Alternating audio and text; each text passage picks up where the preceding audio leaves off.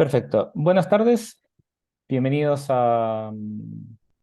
bienvenidos a la segunda charla de este ciclo llamado La Edad Fantástica, lo medieval mirado desde el siglo XXI. Esta charla, la segunda charla de este ciclo, se llama Construyendo la Tierra Media. Para quienes no están enterados de este ciclo, del ciclo La Edad Fantástica, bueno, este ciclo partió el día de ayer, martes 17 de octubre, con un seminario sobre Lewis y Tolkien. Después tuvimos algunas actividades más lúdicas, más de carácter lúdico, como tuvimos un Kaylee Dance y la presencia de un músico, David Gutiérrez, quien nos acompañó con la flauta celta. También tuvimos en la tarde un torneo de juegos de mesa vinculados a todo esto medieval, lo que más bien se inspiraron estos juegos de mesa en todo este mundo medieval. Y bueno, hacia el final de la tarde tuvimos una charla junto al escritor chileno Joseph Michael Brennan. Ese es el seudónimo, su nombre es Ezequiel Monge Allen. El día de hoy la charla se titula Construyendo la Tierra Media, forma parte de este ciclo de charlas también que tendremos, donde también hablaremos de literatura y arquitectura y que terminará con una salida a recorrer las iglesias neogóticas de Santiago Centro, específicamente del barrio Yungay, del barrio Brasil. Son tres iglesias que visitaremos. Es la iglesia, la Basílica, la Basílica del Salvador, la iglesia del Corpus Domini y la iglesia de San Saturnino. Bien, el día de hoy, como les dije, la charla se titula Construyendo la Tierra Media, así que les doy la bienvenida a esta charla de parte de la Dirección de Extensión Cultural de la Biblioteca de la Universidad también, y nos acompaña para esta charla José Agustín Donoso, profesor de la Facultad de Comunicaciones de la Universidad de las Andes, a quien también agradecemos por su colaboración en este ciclo. Él es estudiante de doctorado de la Facultad de Comunicación de la Universidad de Las Sabanas, tiene un MFA en Documentary Media de la Universidad de Northwestern. Como investigador ha expuesto en conferencias respecto a videojuegos del mundo abierto, series de televisión, cómics. Además ha publicado un estudio respecto a las adaptaciones de Spider-Man en Japón y en India. Sus estudios respecto a videojuegos los ha orientado a los del mundo abierto y al uso de videojuegos comerciales como herramienta de construcción de equipos en empresa, y actualmente está trabajando en un capítulo de un libro sobre la melancolía y la Tierra Media. Así que muy bienvenido, Agustín, toda tuya la palabra. Muchas gracias a todos los que se conectan a esta hora. Para mí es un placer poder compartir con ustedes, hablar un poquito de Tolkien. Aquí les voy a compartir pantalla. Yo no me considero el mayor experto en Tolkien ni de lejos, pero sí una persona que disfrutó muchísimo, primero El Hobbit hace varios años atrás.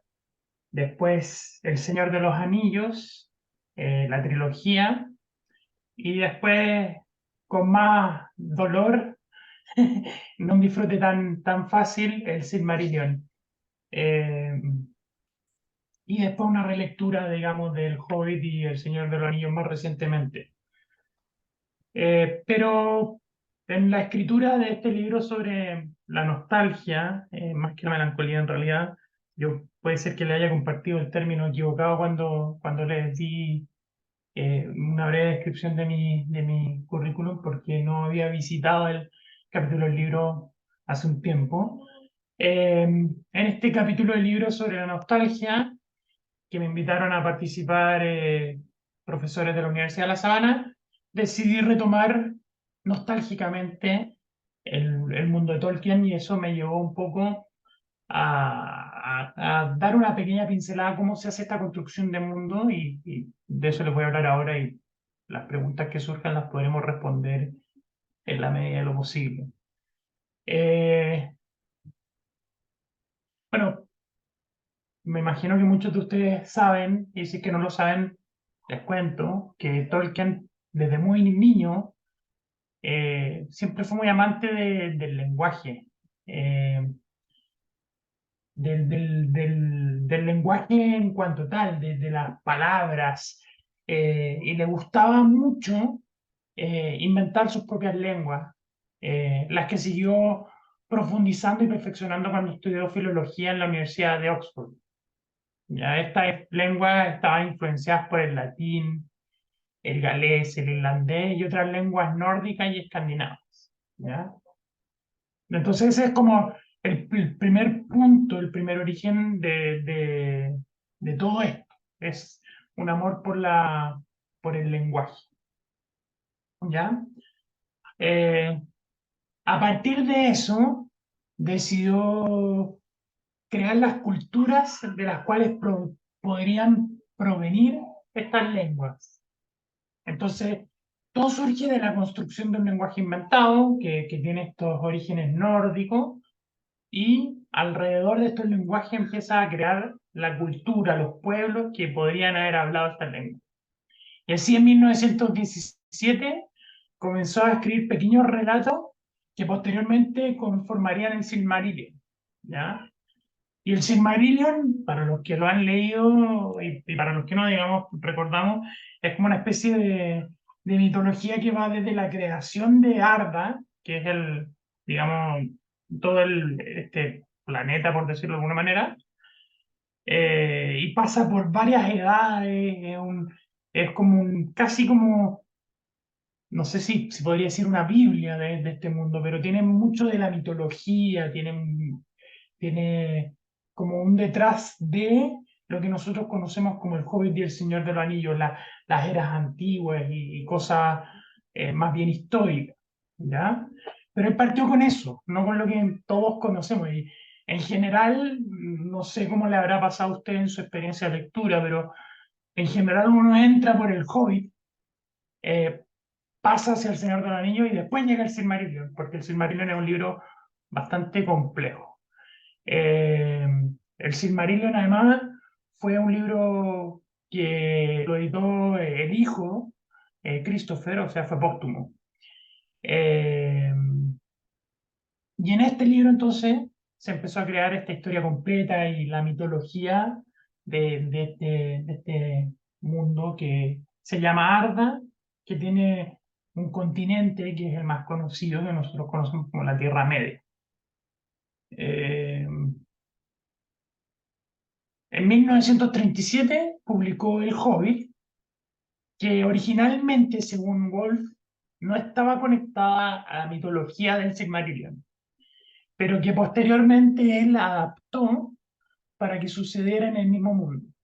¿Ya? Eh, los hobbits, entonces, el hobbit fue introducido después hacia Arda y a la Tierra Media. En principio era más bien un cuento infantil, iba hacia otro lado. Y después de eso escribió El Señor de los Anillos como una secuela del Hobbit, que, bueno, los que han tenido la oportunidad de leerlo, ¿cierto? El Hobbit lo protagoniza Bilbo Bolsón, y El Señor de los Anillos lo protagoniza su sobrino que hace las veces de hijo adoptivo, ¿cierto? Frodo Bolsón, ¿cierto? En el Hobbit, la aventura va hacia recuperar un tesoro y en el camino Bilbo encuentra el famoso anillo, ¿cierto? Y eh, posteriormente Gandalf hace algunos estudios y descubre que el anillo en realidad no es algo muy bueno, entonces le da la misión a Frodo en el Señor de los Anillos de ir a destruirlo, ¿cierto? Esas son las historias más o menos con las que estamos más familiarizados, ya sea por libros, por el cine, por donde sea que hayamos entrado a este mundo. Eh,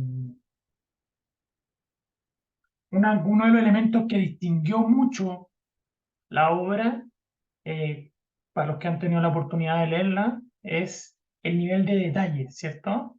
Lo que le da a su mundo una verosimilitud muy rica y lo llena de elementos significativos que se integran en historias de pasado remoto, muy elaborados, en un mundo que que está muy rico, parece muy real, muy verosímil en su unidad, ¿cierto? Es inverosímil porque nosotros no vemos dragones, no vemos magia, no vemos hobbits, pero en cuanto como unidad propia tiene verosimilitud porque está muy bien cohesionado, muy bien construido y nos da la sensación de un mundo viejo, de un mundo que tiene mucha historia y que han pasado muchas cosas.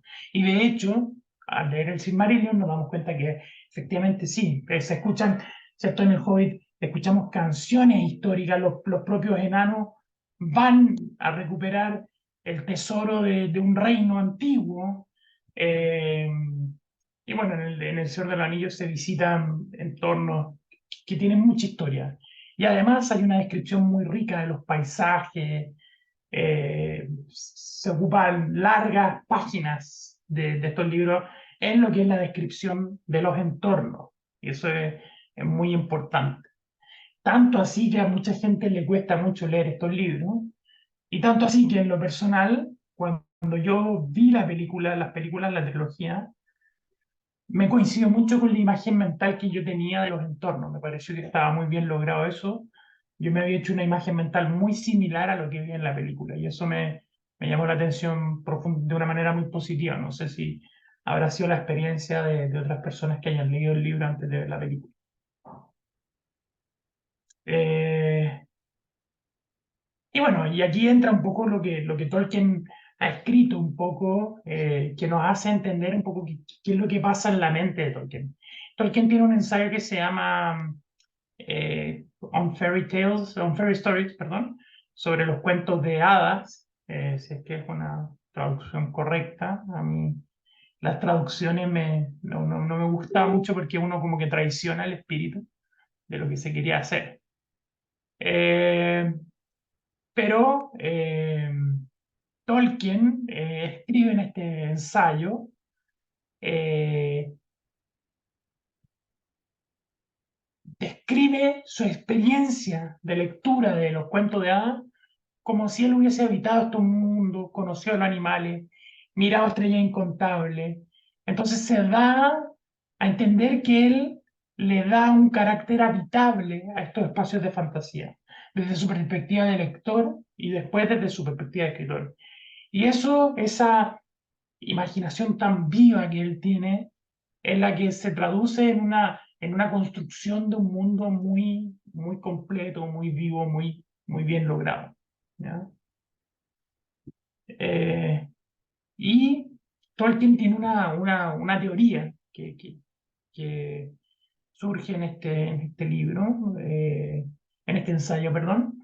Eh, para él, Dios crea, ¿cierto? Él creó el mundo, crea a partir de la nada, y el hombre es capaz de subcreación. Eh, y esa subcreación comienza desde el momento en que nosotros empezamos a separar imaginativamente las características de un objeto o sujeto y darle rasgos diferentes a los que tiene en el mundo real. Por ejemplo, yo en mi casa veo una taza y la imagino de color rojo, eso ya es una subcreación, por decirlo de alguna manera. Está hablando de subcreación imaginativa. Y él, claro, la subcreación tiene diferentes etapas. eh, y eso es tomado en la teoría de J.P. Wolf, que se llama Construyendo Mundo Imaginario, la teoría e historia de la subcreación. Esa palabra la toma directamente Tolkien. Y este libro de J.P. Wolf es una investigación bastante completa de la creación de diferentes mundos. Y el principal referente que toma J.P. Wolf en su teoría es Tolkien. ¿Ya? Y claro, Tolkien es, diríamos, el padre de la subcreación, por decirlo de una manera. No es el primero en crear mundos fantasiosos, pero muchos de los mundos fantásticos que vemos hoy en día, sobre todo los que están en torno a contextos medievales, tienen una inspiración muy potente en Tolkien. Obviamente Tolkien también se inspira en mitología del mismo hecho de los elfos, no son los trolls, no son criaturas que él haya creado ni subcreado, sino que son tomados de mitología existente, etc. Pero él, eh, después de Tolkien, digamos, hay un movimiento muy fuerte hacia esta fantasía medieval que está muy inspirada en lo que él hizo por el gran logro que tiene él. Y lo que él hizo, digamos, alimenta la teoría de creación de mundos imaginarios de Wolf, precisamente por lo potente que es su capacidad creativa de mundo imaginario. ¿Ya?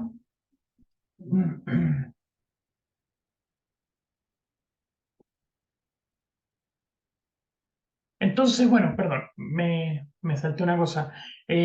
Wolf, a partir de Tolkien, divide las instancias de su creación en diversos niveles, desde cambios mínimos a la realidad de la Tierra hasta mundos completamente fantásticos. Entonces, un cambio mínimo es, por ejemplo, la introducción de superhéroes a Nueva York, ¿cierto? No sé si se podría decir mínimo, pero es un cambio, se mantiene todo el resto del mundo que conocemos, o del mundo que conocen los norteamericanos, por decirlo de una manera, eh, igual. Y se empiezan a cambiar detalles como es el hecho de que pueden nacer personas con mutaciones, superpoderes o que han tenido accidentes y eso da paso a los supervillanos, pero se mantiene la estructura política, se mantiene muchas cosas. Obviamente empiezan a aparecer políticos ficticios, qué sé yo. Quizás la menor de los cambios, la menor subcreación sería una biografía con elementos ficcionalizados. O incluso una biografía en sí ya tiene, ¿cierto? Bueno, mucho elemento de ficción, de construcción, porque es imposible, digamos, retratar la vida de una persona tal cual es, tal cual fue, sino que es desde una perspectiva. Pero bueno, eso es irse por las ramas. Eh, del otro lado están los cambios radicales, que es la creación de mundos fantásticos completamente separados de la Tierra.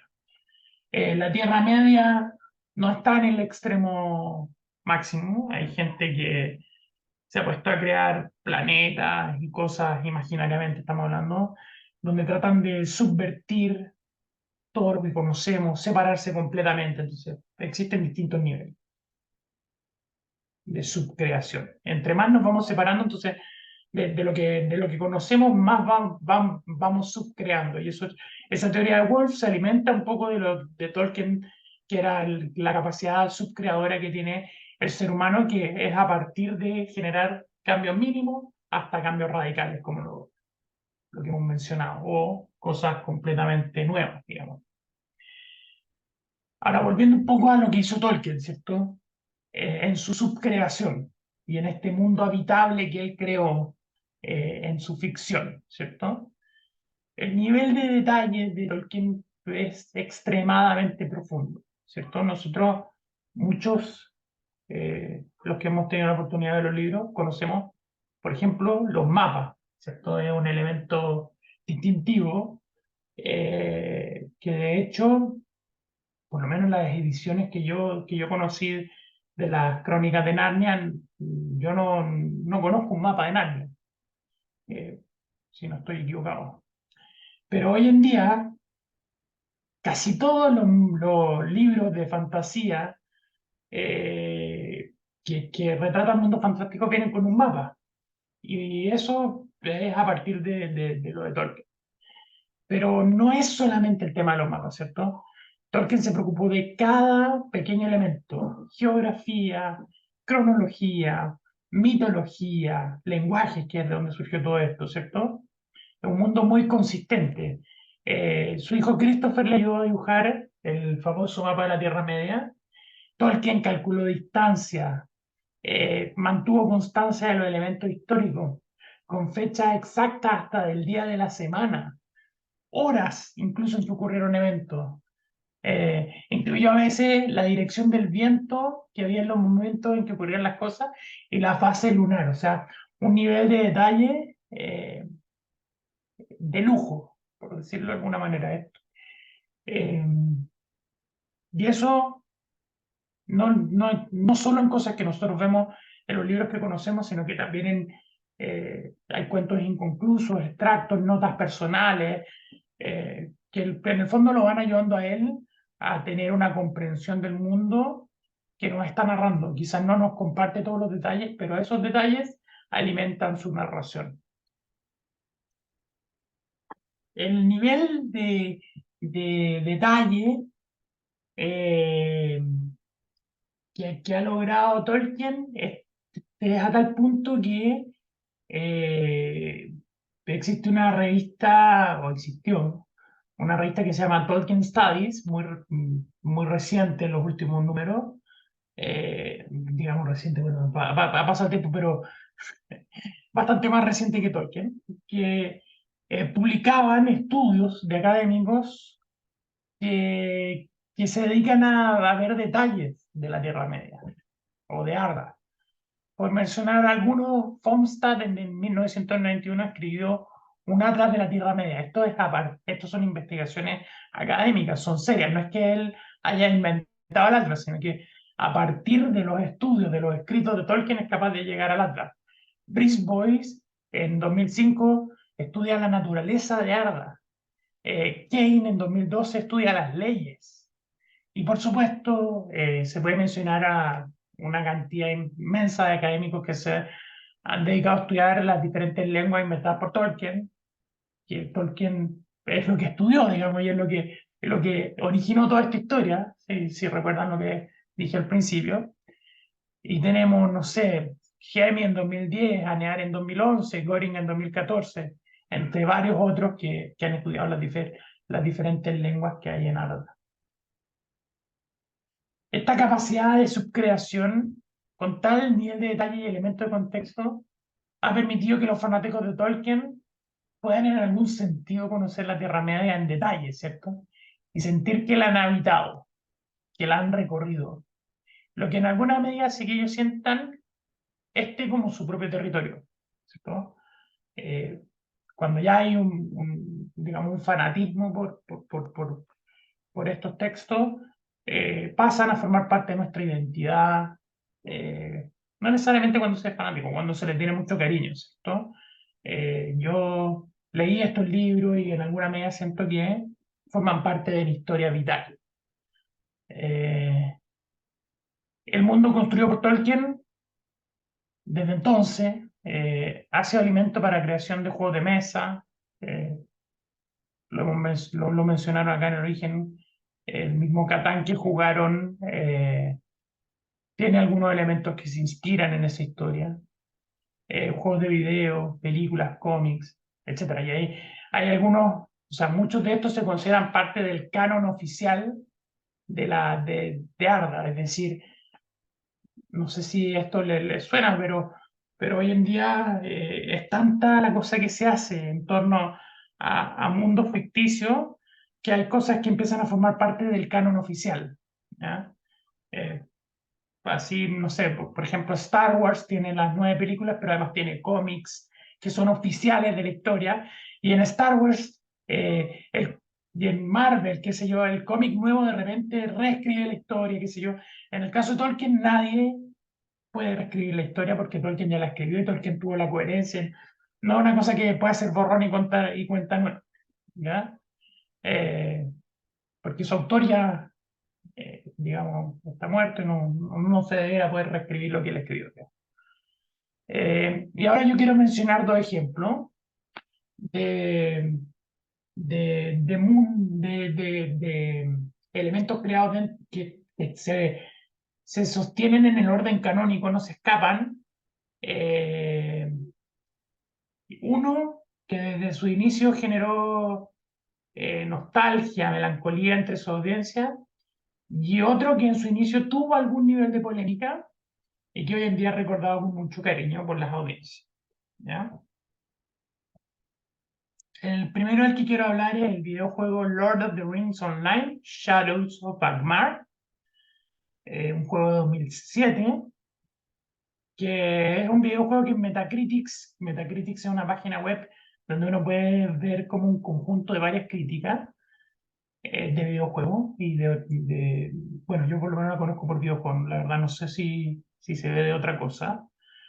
Tiene un puntaje de 86 sobre 100, lo cual es un muy buen puntaje si es que sumamos todas las críticas. De 40 evaluaciones que toma Metacritic, tiene 39 positivas y una crítica media con 72 de 100. El resto de los comentarios lo alaban como juego y muchos de estos celebran, y esto es importante, lo fiel que es respecto de la obra que lo inspira. O sea, a la hora de criticar elementos que están relacionados a la Tierra Media, un elemento que se toma en cuenta es qué tan fiel es el videojuego en este caso a la Tierra Media. O sea, hay tanto detalle que en el fondo se puede medir qué tan cercano o tan lejano es el videojuego a la Tierra Media. Y esto es un elemento que le importa mucho a los jugadores. eh, y otro elemento que le importa harto a los jugadores de este juego en particular es que les permite en alguna medida recorrer el mundo de Tolkien. Klaas, y Tosca, que son investigadores en 2013, señalan que esto se ve que la Tierra Media ya es un mundo en que su público y sus diseñadores comparten una imagen mental de su worldness, de su mundaneidad, por traducirlo. Una idea del tiempo, el espacio, el universo, de lo que se puede hacer en él y qué tipo de criatura y ser humano lo habitan. ¿No? Un poco lo que yo les contaba de mi experiencia cuando vi las películas, que yo ya tenía una imagen mental de este mundo y que estaba bastante cercana a lo que logró la película. Y la película obviamente alimenta esa imagen mental, ya no con palabras, sino con literalmente imagen. Entonces, eh, cuando esa película logró su aceptación, se transformó entonces en un elemento que alimenta nuestra imaginación de cómo tiene que ser este mundo, cómo se tiene que ver, cómo son las criaturas, cómo se ven. Ya no solo las leímos e imaginamos, sino que hay unas imágenes que alimentan nuestra imaginación.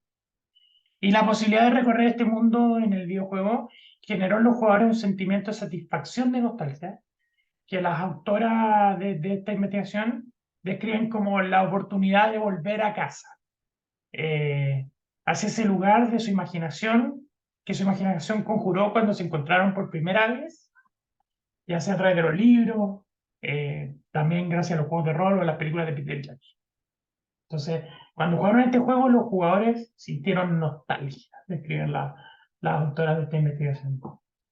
Y claro, nostalgia viene de nostos, del griego nostos, y algai, que se traducen como una condición dolorosa, o sea, volver a casa y una condición dolorosa. Es decir, literalmente como un doloroso anhelo de volver a casa. Y en ese sentido, los jugadores anhelaban poder retornar a la Tierra Media, la que consideraban en alguna medida su casa, y pudieron satisfacer esta necesidad con el juego Lord of the Rings Online, ¿cierto? Y así los jugadores eh, que experimentaron este juego como algo que los conectaba con su pasado, se vincularon con una respuesta de nostalgia individual, mientras que los jugadores que llegan a la Tierra Media por primera vez a través de este juego podían tener una especie de nostalgia residual, ¿cierto? Comparten un poco, empiezan a entender la experiencia de los otros y comparten una especie de nostalgia residual. Y esto es a través de un conocimiento mediado de la Tierra Media y el trabajo de Tolkien. Entonces, las autoras que en 2013 encuestaron a 214 personas y de ellas solamente el 1% de los jugadores llegó a conocer la Tierra Media a través del juego, el 70% la conoció a través de los libros y un 25% a través de la película de Peter Jackson. Y el 4% restante habría llegado por otros medios anteriores al videojuego, diferentes de los mencionados. Si consideramos que este estudio ya tiene 10 años, es posible, perdón, de hecho el estudio, porque ellas publicaron en 2013, pero la encuesta se realizó en 2007. O sea, es muy posible que a esta altura el porcentaje de personas que conoció la Tierra Media a través de las películas de Peter Jackson haya aumentado muchísimo.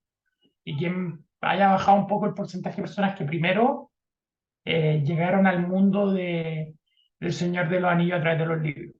¿Ya? Eh, y aquí entro a hablar de la película El Señor de los Anillos, que es el segundo caso que quería mencionar en este, como ejemplo. Eh, que dice que, bueno, que al principio eh, la recepción inicial a la entrega de Jackson tuvo algún nivel de polémica, no cuando las vieron, pero sí cuando se anunciaron, ¿ya? Eh, Cuando se estrenó o sea, antes de que se estrenara la primera película, eh, había un desacuerdo entre los que apoyaban que se hiciera esta película y quienes no.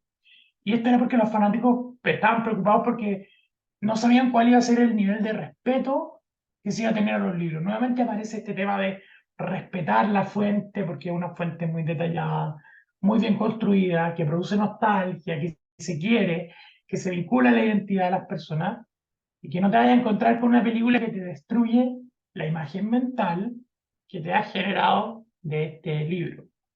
Pero una vez que se estrenó la trilogía, fue gratamente recibida por la gran mayoría del público, incluyendo a múltiples fans, académicos, expertos en Tolkien y otros. Al hacer una crítica negativa, Rosema en 2008 se reconoce parte de una minoría. Las preocupaciones iniciales parecían estar alimentadas por un miedo a lo desconocido, frente a la tranquilidad y nostalgia que generaba lo conocido.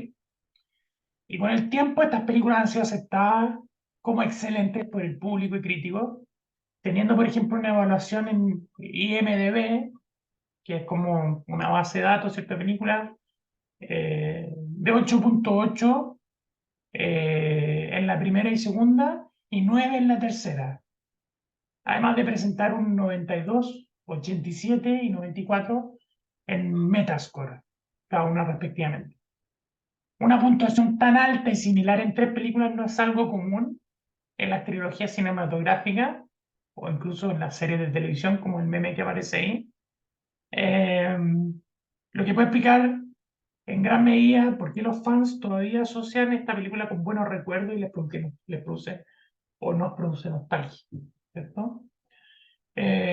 No es común eh, que, que tres películas sean tan buenas en una trilogía. Generalmente en algún lado se cae la trilogía. Y no sé si conocían este meme del caballo, pero en el fondo El Señor de los Anillos es como el gran ejemplo del caballo que parte bien dibujado y termina muy bien dibujado. Y cuando se hacen con otras trilogías, en general este meme da paso a un caballo que parte muy bien y termina muy mal. Y en el caso de Juego de Tronos, ahí tiene como un momento, inicia muy bien y por ahí por el final de la sexta temporada parece que es espectacular y las últimas temporadas, bueno, en base solo al meme se entiende que son un bodrio, por lo menos para los fanáticos.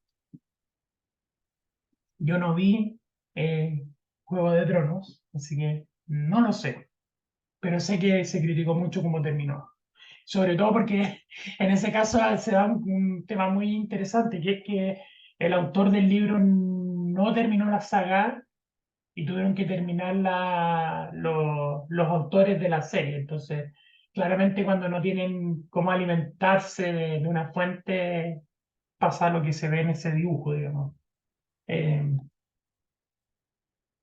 en definitiva y resumiendo, lo que llega al mundo de Tolkien a ser tan entrañable y generar una nostalgia tan fuerte, no es solo el hecho de que fuera una buena narrativa, que eso, bueno, está de más decirlo, ¿cierto? Sino que Tolkien construyó un mundo tan rico en detalles que no solamente estaba en las profusas descripciones que hacían los propios libros, sino en mitología, historia, y descripciones que están en otros escritos, eh, de los que incluso estamos aprendiendo hoy. Un ejemplo de mitologías escritas de las que aún se está sacando el jugo en estos tiempos son los apéndices de la trilogía original, o también se ha publicado como cuentos inconclusos, lo que dio espacio para la creación de la serie Anillos de Poder, que está libremente basada en estos apéndices. Precisamente dirán algunos porque están inacabados, ¿cierto? Eh, bueno, ahí como dicen en el PowerPoint, ¿cierto? Para comprar los derechos para realizar la serie de Amazon se gastaron 250 millones de dólares.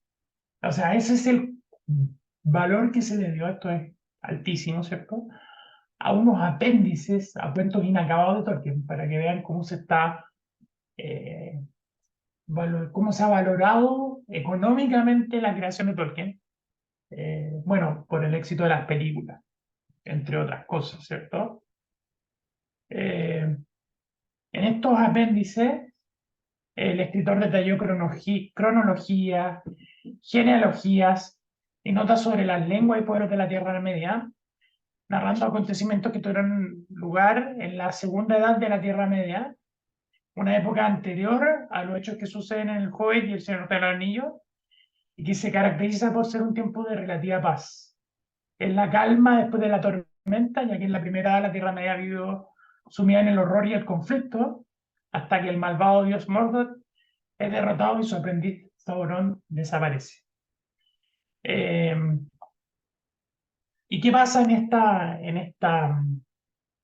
uno de los problemas con los que se ha enfrentado esta serie, que son varios más, que después podremos mencionar si es que alguien pregunta, pero uno de los grandes problemas que ha tenido esta serie es que ha tenido que resumir siglos de historia, en una serie. Entonces, hay personajes humanos que no deberían haber interactuado con ciertos elfos o con otros humanos porque eran de otra época y deberían estar muertos, mientras que los elfos, no sé si han visto la serie, pero la serie sigue a la elfo Galadriel. Los elfos viven siglos, ¿cierto? De hecho, bueno, si están en su tierra natal, son inmortales, digamos. Eh, entonces, eh, el cruce entre personajes que no se deberán haber encontrado ya genera una polémica en esta serie. Esta serie ha tenido varias polémicas con los fanáticos del mundo Tolkien. Y un poco eso fue lo que a mí me interesó en ese capítulo del libro que escribí yo, que un poco es cómo se enfrenta, digamos, una nueva creación a fanáticos establecidos, ¿cierto? Nosotros suponemos que si es que una nueva serie quiere, o sea, si se están pagando 250 millones de dólares por los derechos de Tolkien es porque se quiere en alguna medida recoger un público existente. Entonces, la pregunta que me hacía yo en este capítulo del libro era, si quieres recoger un público existente, eh, ¿qué riesgos puedes correr, cierto? Sobre todo con estos cuentos inconclusos y que pasan en tantos siglos y que en el fondo, para que tengan una progresión dramática en unos siglos de paz, eh, necesitas resumir, acortar y juntar y crear conflictos, digamos. Entonces, ¿qué pasa ahí con los fanáticos de este mundo que ha sido tan detallado que es una comunidad bastante grande? ¿Cómo se enfrenta Amazon a esto? ¿Qué tanto respeto tiene que tener por eso para no enojar a los fans y poder hacer su serie y que su serie sea exitosa? Por otro lado, también Amazon está apuntando a nuevos públicos, gente que, o sea, uno se puede imaginar que quiere ampliar el público, si es que está haciendo esta inversión, y ahí viene las libertades que se toman. Entonces ahí entra ese conflicto en esa serie. Pero bueno, en resumidas cuentas, como para cerrar un poco la presentación y después pasar a las preguntas, eh, Tolkien, decíamos, partió construyendo este mundo a partir de las lenguas. Ya, el solo hecho de una persona que esté inventando lengua es una cuestión espectacular, por decirlo menos, por decirlo poco.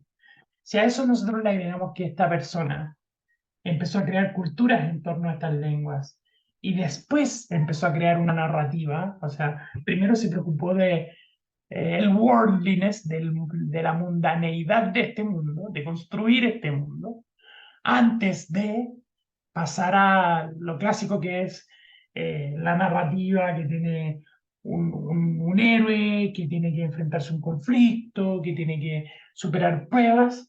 Antes de todo eso estaba construyendo el mundo, las culturas, la mitología. Estaba construyendo el Silmarillion, ¿ya? Eh, y después hizo la construcción de un mundo, perdón, de una narrativa, ¿cierto? De la historia del Hobbit y el Señor de los Anillos.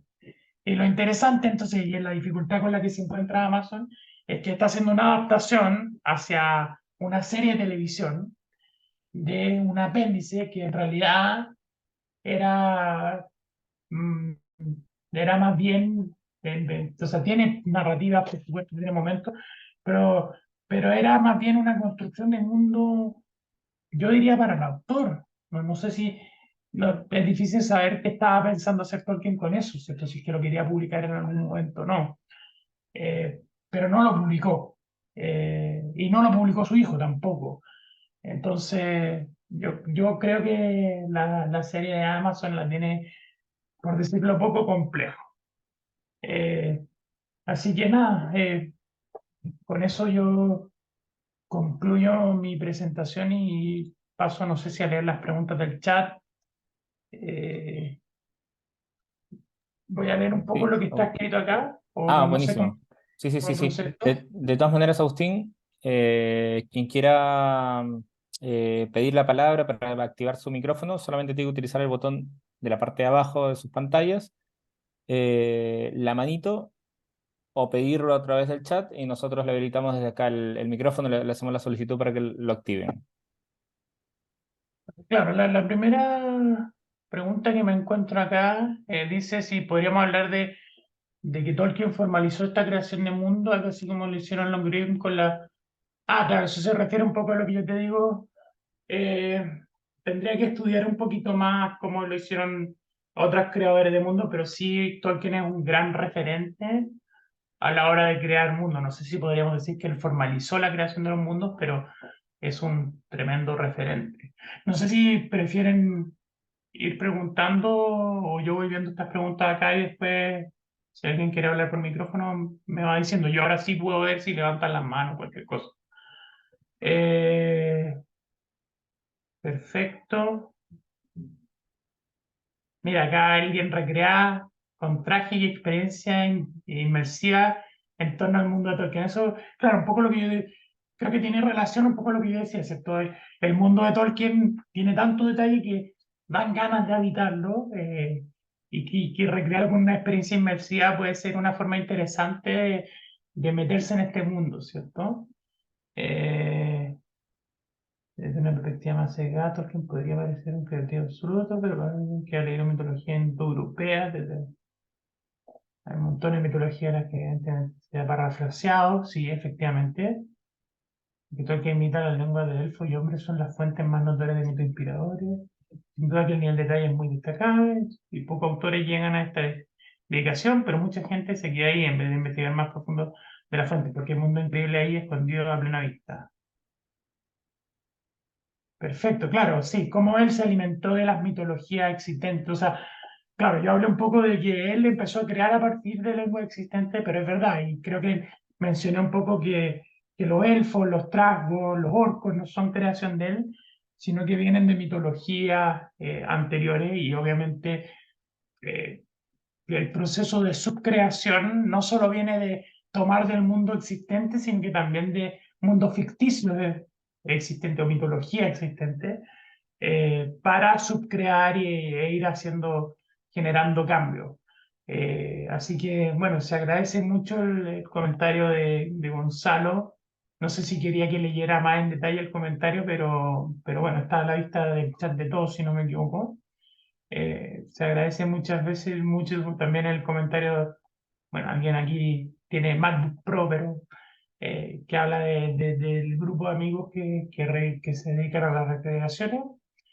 De Susana Soto, muchas gracias por el comentario también. Y espero nada, que les haya gustado la charla. No sé si tienen alguna otra pregunta. Acá aparece un mensaje nuevo.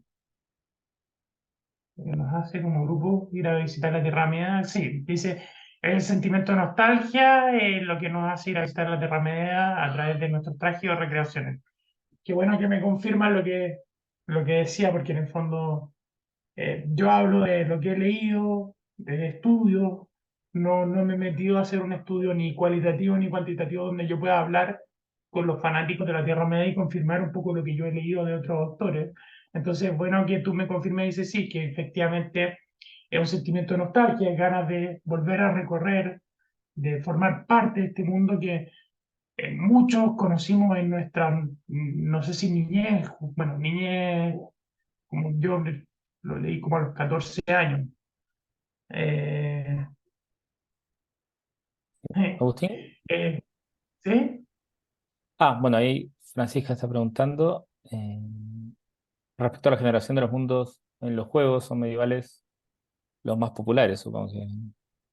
Sí, o sea, bueno, existen, obviamente, tenemos después mundos que son espaciales, también son bastante populares, pero si uno de los videojuegos más populares hoy en día, porque uno de los videojuegos más populares es League of Legends, ¿cierto? El más popular hoy en día es uno de la misma Riot. No, mentira. No, es que, bueno, ya ha cambiado mucho, pero después pasó a ser uno de Riot que era de. Se me olvida en este minuto el nombre, pero es de disparar. Eh, sí, WoW también fue bien popular, pero hoy en día LOL. O sea, Valorant, ahí está, Valorant, muchas gracias. Valorant de Riot fue muy popular hace muy poco. Aquí en Chile, yo tengo información de que Roblox es el juego más jugado, pero eso ya no tiene, se va para otro lado. Pero, ¿qué es lo que pasa con League of Legends? Que es uno de los juegos más jugados y todo un género que League of Legends, no sé si lo conocen, pero comparte mucho de, de, de lo que es la Tierra Media, ¿cierto? Eh, Ahora, League of Legends no es fantasía medieval. No sé si vieron la serie de Netflix, eso tiene un poco de cyberpunk, tiene otros elementos, pero comparte en alguna medida eh, varios elementos con la Tierra Media. También tiene guiños hacia lo medieval, pero en los videojuegos, yo diría desde Final Fantasy, no sé si, bueno, muchos de los RPG japoneses tienen una mezcla como medieval futurista, entonces se va hacia los cyberpunk, a los steampunk, hacia otras cosas. Eh, bueno, ahí comparten en el chat la agrupación Montarraces de Tilier, eh, que es donde hacen las recreaciones por si después quieren ver las imágenes para que vean cómo otra gente vive este mundo. Pero en el fondo, eh, retomando un poco la pregunta de la Francisca, eh, uno de los elementos, eh, o sea, que no sé si podríamos decir que Tolkien formalizó, no sé si a esta altura no podría decir que Tolkien, que los mundos medievales sean lo que más hay en los videojuegos, pero claramente marca un hito muy fuerte, muy potente. Y eso ha generado que miles de fanáticos quieran meterse a ese mundo, que quieran jugar ese mundo, quieran recrearlo, que muchos escritores se hayan inspirado en la fantasía medieval mágica. etcétera, etcétera. O sea, es un referente claro. Eh, ¿Cuál es la esencia que nos captura y que queramos de vivir en la Tierra Media? Yo creo que, bueno, cada uno tendrá algún elemento de la Tierra Media que le haya llamado la atención y que sea su lugar que quiere visitar. Pero en el fondo la teoría que pongo yo acá, no es que sea una cosa, un invento mío, pero la cosa de la que estoy hablando es que el nivel de detalle de este mundo, no solo en las descripciones, sino que en la creación de historia, esta sensación de que es un mundo añoso, que también fue una de las críticas hacia la serie de Amazon Prime, que se veía muy limpio, muy nuevo. eh, este mundo que parece tener mucha historia nos captura precisamente por eso, porque tiene muchos elementos y nosotros cuando lo leemos somos capaces de recorrerlo imaginariamente. Cuando vemos la película sentimos que estamos en un mundo muy completo, muy complejo, muy real. Entonces, en alguna medida sentimos que lo hemos vivido y por eso queremos volver a él, porque es real, tiene elementos de oscuridad y lo que quiera, pero eh, finalmente lo que estamos viviendo es una historia heroica que obviamente quien no tiene añoranza por volver hacia un héroe de cuya historia uno conoció. Eh, Pregunta de Gonzalo Ibáñez. Añoranza religiosa o búsqueda religiosa, algo que la religión en la edad moderna no puede satisfacer. Bueno, Tolkien era un católico bastante fiel y hay muchos elementos, yo no mencioné mucho eso, pero eh, del catolicismo en su historia. Entonces, yo me imagino que hay elementos religiosos importantes y quizá esa búsqueda religiosa se puede encontrar en esta batalla del bien contra el mal, ¿cierto? Que un poco, eso sería como la forma más simple de poner, no, claro, no sé si eso uno podría decir eso es propiedad del catolicismo, pero es un poco el catolicismo de Tolkien se va hacia eso, ¿cierto? Eh, Se va hacia en la Tierra Media esta lucha de bueno, si uno lee el Silmarillion, es más fácil verlo en el Silmarillion que verlo en el Señor de los Anillos, ¿cierto? Es el Silmarillion en los paralelos con el Génesis son muy fáciles de hacer y más allá de la lucha entre Dios y el demonio, este ángel caído, envidioso, es muy evidente en el Silmarillion. Entonces ahí sí, eh, algún elemento de religiosidad. Yo sí pienso que cada uno tiene su viaje a la Tierra Media y soy respetuoso de los diferentes viajes. Eh, Me imagino que hay gente que no es católica, que ha leído el libro y que no se ha convertido al catolicismo ni nada por el estilo. Y no sé si tendrán una búsqueda religiosa o que estarán, no sé si ellos estarán conscientes de esta búsqueda o no. Eh, yo creo que lo que yo pienso es que este mundo es tan rico en detalles que tiene para que uno se pueda enamorar de diferentes elementos. No sé, a mí personalmente me gusta mucho Riven. No sabría explicar por qué, pero no sé, quizás porque en el viaje de Bilbo y en el viaje de Frodo es un primerito muy importante. Es como, es como el comienzo de la aventura, pero también el momento tranquilizante antes de la aventura. Entonces a mí ese lugar me gusta mucho. Y yo me imagino que otras personas habrán encontrado otros elementos que amen. Yo conocí gente que Tom Bombadil, que es un personaje que no está en las películas, eh, les encanta, claro, aquí la Fran pone la comarca, ¿cierto? Claro, ese pueblo maravilloso que a todos nos dolió cuando spoiler, a ver, ¿se puede hacer spoiler de esta altura del Anillo? Yo creo que sí, ¿cierto? Que cuando vuelven los hobbits está esclavizado y todos lo pasamos pésimo. No sé si puedo hablar de todo. Yo lo pasé horrible viendo esa imagen en la película y leyéndola en el libro.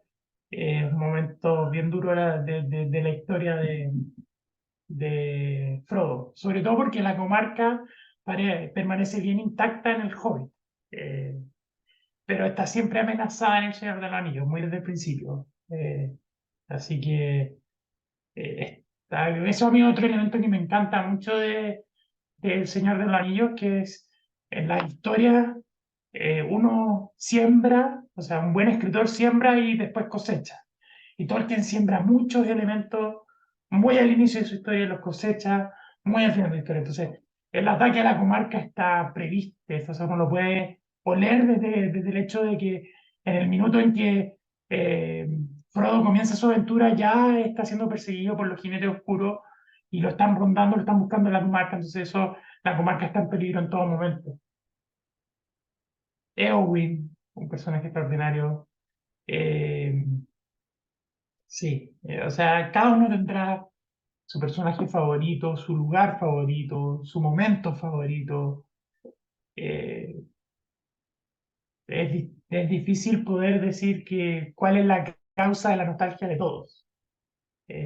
Aquí, Theoden, eh, bueno, Galadriel también, que ahora con la serie de Amazon eh, pierde un poco de ese misterio y se transforma en otra cosa, así que no sé. Pero Galadriel es muy, muy interesante también. Eh, Aragorn, etcétera, etcétera. Así que nada, pues, eso, muchas gracias por asistir a esta pequeña charla. No sé si nos da para algún comentario más o alguna pregunta más, pero ya estamos muy Sí, cerca de la estamos hora. con el tiempo, pero nada, agradecerte, Agustín, por esta entretenida charla. Siempre Tolkien deja para seguir profundizando y reflexionando y sacando nuevas conjeturas acerca de su creación. Así que muy interesante. Dejar invitados a los que están presentes acá a que lo puedan revivir a partir de la grabación, que siempre nosotros la solemos enviar para que vean detalles que se pudieron perder por alguna u otra circunstancia, y también dejar los invitados a las próximas charlas.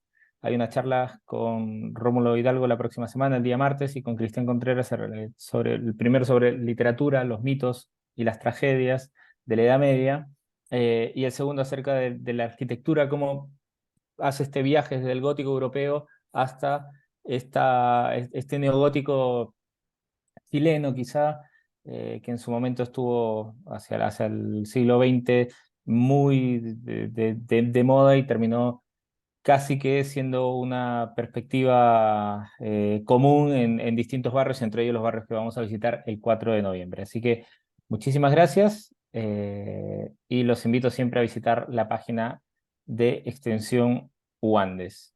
Muchas gracias, Agustín. Que estén muy bien todos. Muchas gracias, que les vaya muy bien.